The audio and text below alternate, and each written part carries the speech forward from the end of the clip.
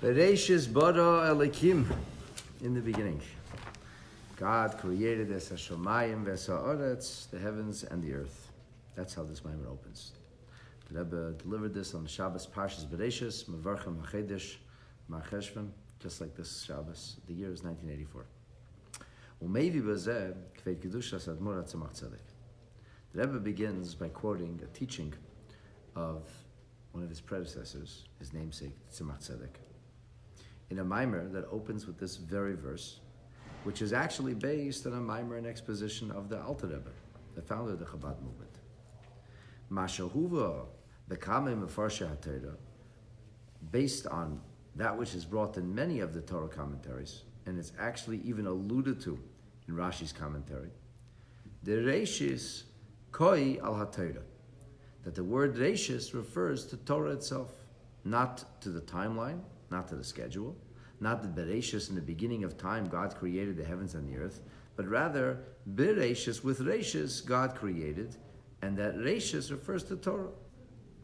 Ulafizeh, and if we have to view it this way, Pirush Bereishit bara Elokim, the meaning of in the beginning God created, can be understood Shebri'as ha'olam, that the creation of the world, he al yedei Torah, was through the Torah. In other words, that is to say, Bereishis, with Reishis, not in the beginning, but with the beginning. And since beginning is a euphemism for Torah, so that means Bereishis, with beginning, or with Torah, God created heaven and earth. This is along the lines of the Zoharic teaching, a very well-known Zoharic teaching, that says, Kutchabrichu istakel be'eraisa ubara alma. God looked into the Torah, and then he created the world. As if to say that the world is the blueprint for Torah. Pardon me, Torah is the blueprint for the world. V'hinei kishem shehu bebri'as ha'olam, just as it is with regard to creation of the universe, that the Torah is the blueprint, and God looks into the blueprint and then creates the world. This is true on a universal level. It's true cosmically speaking, and it's also true microcosmically. It's true on an individual basis. As Rashi says, that Bereishis is also understood as for the purpose of Reishis. And he says the purpose of Reishis is Bishvil Yisrael, for the nation of Israel, Shenikru Reishis, who are alluded to euphemistically as beginnings. So we have here the idea that Bereishis refers to Torah, and Bereishis bara does not mean in the beginning God created, but rather it means with beginning, or with Torah God created. And we also have this idea that Bereishis identifies the purpose, the raison d'etre for creation, which is Reishis. Reishis is beginning, and beginning is euphemistically referring to Yisrael, to the nation of Israel.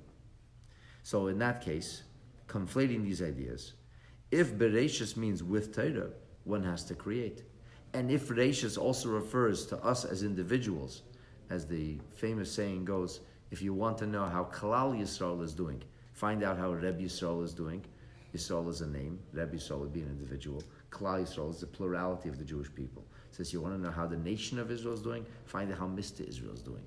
In other words, that which is good for the goose is necessarily going to be good for the gander, and that each and every individual is a part of this. We don't just believe, broadly speaking, that Judaism is important. For somebody, it's important. Judaism is important. We believe that Judaism is important for you, for every individual. If it's important for all of us, it's important for every one of us. If it's meaningful on a broad scale, it has to be meaningful in a miniature and individualized scale. There's so many people who believe in Judaism. They believe in Judaism for, I don't know for who, for everybody they believe in it. They want to believe in the continuity of Judaism. They believe in the Torah of the Jewish people. They believe in the heritage of the Jewish people. They don't live their lives that way. When you ask them why, they tell you what's the problem. I believe in Judaism. I support Jewish survival. How about you doing something about that? Well, I wrote a check. Is that good enough? I support the cause. No, it's not good enough. You need to do your part. So really, we have to break down the bigger ideas into individualized, compartmentalized, and specific focus of each and every individual. So, that is to say, if the world, if the universe is created with Bereishit, which means Torah, with the force of Torah, the power of Torah, the influence of Torah, the guidance of Torah, the empowerment of Torah, if that's what creates the world, then that has to be meaningful also for the other Bereishit, which is the nation of Israel, individually speaking, that Torah has to be the force of spirit that propels us forward. So the Avedas Kol Echad V'Echad MiYisrael is in a way of Bereishis Bara Elokim Es HaShamayim V'Saaretz. Okay, so that's kind of like Volley 1. Volley 1, the Rebbe here invoked like a whole range of sources, from the Tzemach Tzedek to the Alter Rebbe to, broadly speaking, commentaries on Torah, even invoking Rashi, and along the Zoharic teaching, that Bereishis Bara means with Torah, creation happens with Torah. Bereishis Bara means creation is relevant on an individualized basis. Broadly speaking, with Torah, the world, the cosmos, the universe, individually speaking, Torah gives us the ability to make our difference, to accomplish what we must in this world, to add to our detail or our rung or nuance of making this world, the cosmos, a better place. Now the Rebbe is going to introduce something else. And this is a little bit like, a little mind-blowing. Now the Rebbe says like this. This all is Kepirush HaBaal Shem Tov. This is all along or encapsulated by a teaching, a doctrine of the Baal Shem Tov. And the Rebbe notes that it's actually quoted by the previous Rebbe in a number of his talks, a number of his informal talks. He quotes this teaching of the Baal Shem Tov. But the teaching of the Baal Shem Tov is this. Bereishis, not now as Torah, not now as Yisrael, but Bereishis as in a timeline. Bereishis literally. Bereishis meaning in the beginning. Meaning, not in the beginning of time, but rather priority-wise. In the beginning, meaning first things first. First off, when you talk about Avodah Hashem, first off, Haschalas ha'aveda ba'avedas Hashem, the beginning of all service to Hashem, the beginning of all trying to make the efforts of living the life as Hashem wants us to. What's the beginning? Where does it begin from? It begins from Bereishis. The first thing in Avodas Hashem is bara. Now bara here, the Rebbe says, as the Gemara in Chulin tells us, on page 43, that the word bara, which means created in English, that's how it's translated, can also be understood as revealing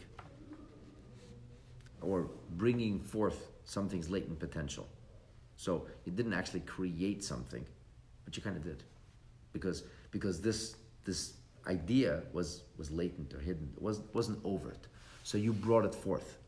And bara is also a form in Hebrew of describing the concept of gilui, of bringing something to the fore, of revealing something.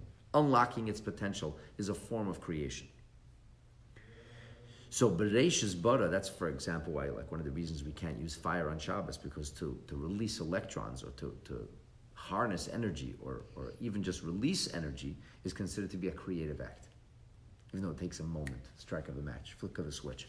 And therefore, it's something you ought to do on Shabbos, because on Shabbat, Hashem rests. When Hashem rests and doesn't engage in the creative process, neither can we. So, bara means to bring forth, like to reveal the energy that's latent in everything, which is like fire or electricity. So Bereishis bara, the first thing is bara, to reveal Elokim. The first thing is to reveal God. Now here the Baal Shem Tov says something very, very profound, very deep. He says Elokim doesn't mean the beginning, the first thing of all is to reveal God. For life in general is about revealing God's presence. It's not the first thing, that's always. But Elokim specifically refers to the name of God that is synonymous with nature. The notion that God's presence is concealed or hidden by the facade of nature. God conceals himself. In the language of Kabbalah, tzimtzum, that God as if self-screens. So you don't see the presence of God. Creation necessarily means we don't see the presence of God. He can't identify his presence. You can do a dusting and take fingerprints. You can see things which allude to the presence of God, but you don't get to see the presence of God. Now, the obvious question is, if God is bringing all this into existence, if we're all living within God, how did he hide himself so well? Why don't we see him? I mean, if godliness is everywhere, how come nobody's noticing it? It actually doesn't make any sense. It's like an inherently flawed idea, because how could it be that this is the truth, but nobody knows the truth? It would be as if to say one of these crackpot conspiracy theories that, I don't know, some individual somewhere, a secret cabal somewhere is running the whole world, but nobody knows who they are. And nobody can detect them. And somehow they're flying underneath the radar, and they've been doing it for 5,000 years. That's it's ridiculous. It's a conspiracy theory. If it was true, it would have to come to the fore in some way. It would have to start being noticeable. That's what we call them, conspiracy theories, because they're not demonstrable. So here you have this idea that God is everywhere and everything, and that everything exists only because of God, but nobody can see God. And the deeper people look at the creation, they can identify sequence. Hans Bigson even figured out what they call the God particle, something that didn't make sense. So for lack of better terminology, for lack of euphemism, it's called the God particle. But the truth is, we can't see God. How is that? How could that be? And the answer is, that's the way God wanted it. That God made it that way. And what is that called? That self-screening, that concealment of divinity, what's it called? It's called Shem Elikim. It's called the name of God. When we say Havaya, Hu Elikim, Havaya represents the creative or miraculous energy of divinity. Elikim is the concealing energy of divinity. Havaya, Hu Elikim, the screening is not outside of divinity. God self-screens. The same God that creates is the God also that covers his fingerprints and conceals his presence. He hides himself. He hides himself. He doesn't let any of us see him. Because if we would see him, would there really be a challenge or an accomplishment in doing the right thing? Because we see God. When Mashiach will come, will it be a big deal to be a pious Jew then? The answer is no. Why not? Why? Because Mashiach will go, everybody will see everything. Everything will be obvious. So when is it meaningful to be a pious individual? Now, when everything's concealed. And how long is that concealment going on for? For how long has that concealment been in place? For as long as creation itself. 5,780 years ago, Bereishit, in the beginning, Bara, how did God create? Elikim. Elikim is the name of divinity, the energy of God which conceals, hides, camouflages, disables from seeing. So the Baal Shem Tov said like this, Bereishit, the beginning of our Avodas Hashem has to be Bara, to reveal Elikim. What does that mean? What does it mean to reveal Elikim? You can't reveal Elikim. Even when you do a mitzvah, you don't see the presence of God. So he says that means legalos, to reveal. Es hakavana hapnimius, the inner raison d'etre, the reason for creation. The reason. Why did God self-screen? In other words, you should reveal the purpose and the reason for that self-screening, for God's hiding himself. That's the beginning of your Avodah. So ask yourself the question, so why did God hide himself? If he's real, if that's what's making everything exist, why did he hide himself? So your first Avodah is to reveal why he hid himself. Why do you think he hid himself? So we should choose to do the right thing. Oh, but it's so hard. That's the point. That's the point. In other words, that we should understand that concealment, God's concealment was actually God's favor to us, even though it's counterintuitive. God's concealing himself is so that we might be able to reveal him. How do we reveal him? We reveal God when we overcome the challenges of doing the right thing. And that's so difficult, but that's the purpose. That's why the concealment was created. In other words, you need to view creation differently. You need to see past the camouflage. You need to see past the choreographed obfuscation. And smokescreen so that you understand why it's there to begin with. That's the beginning.